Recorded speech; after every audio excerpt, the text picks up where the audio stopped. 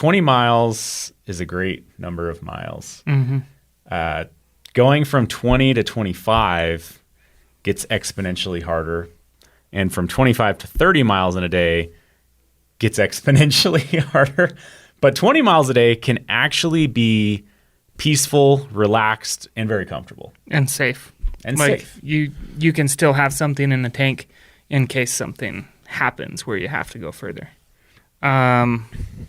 If you haven't seen the video of us doing the Appalachian Trail, our 30-mile day was not a planned 30-mile day, right? We went some extra miles that day due to not having the campsites totally planned and thinking that we had a bear in our camp. So while that's embarrassing, we had initially planned that day to be like 24 miles, and we were still able to do 30 plus that day. So I think it's always important to not plan your day for your max mileage, like basically ever, because you need a little bit of buffer in case you have to go further, or in case you have to backtrack because you lose something, or because a friend needs some help, or a stranger for that matter. So yeah, I think there is definitely some aspects of not overextending yourself. If your max day is 25, doing 25 can open up opportunities for injury. It can open up opportunities for if something was to go wrong at mile 24 and you have nothing left in the tank. Those types of things. It's definitely wise to not overextend yourself. And what I think we've found through that, though, is that there was a lot of days on trail that we were actually pushing probably too hard, trying to go 25 or 24 miles in the day at altitude. And when we would get to mile 20, that would typically be about dinner time because we were pushing a little faster than what the plan is, which we'll go over here in a second.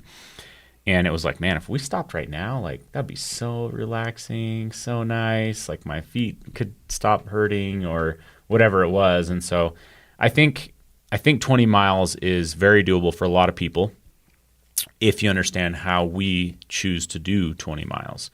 It's not an all-out blitz. It's not something that weighs on you more. It's very strategic. It breaks up the day very well. It makes sure you're getting calories. It makes sure your time on feet is a really big one that I maybe just a side tangent here.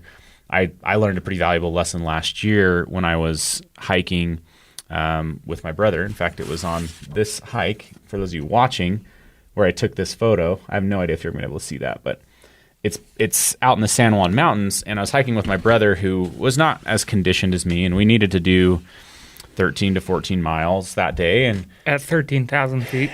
at probably an average of 11,000 feet. Yeah. Like going through passes at 12 and then dropping down a little bit from there, but not much, like probably nothing under 10,000 feet. I mean, it's a really high area. And I was hiking at his speed for most of the day. And then I just kind of thought, I need to let him hike his speed because I'm sitting here pushing him, and I need to maybe hike my speed because I was trying to get to a destination and then meet him there. And the earlier I got there, the better. And so eventually I split off, finished the 13 miles, and I was just sitting up at camp thinking, man, why was that so exhausting? Like, that was only 13 miles. Like, sometimes I get up in the morning and trail run 10 miles and then go to work, you know what I mean? Like, that was just 13 miles.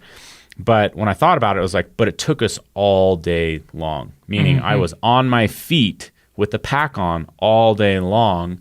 I was just hiking slower, and that's a real thing. If you can increase maybe the speed that you're hiking and take more frequent breaks, I'm an advocate of doing that because I think that it does reduce the amount of time on feet. It allows your feet to get rest, maybe to raise your feet and reduce some swelling and things like that. And so this system also optimizes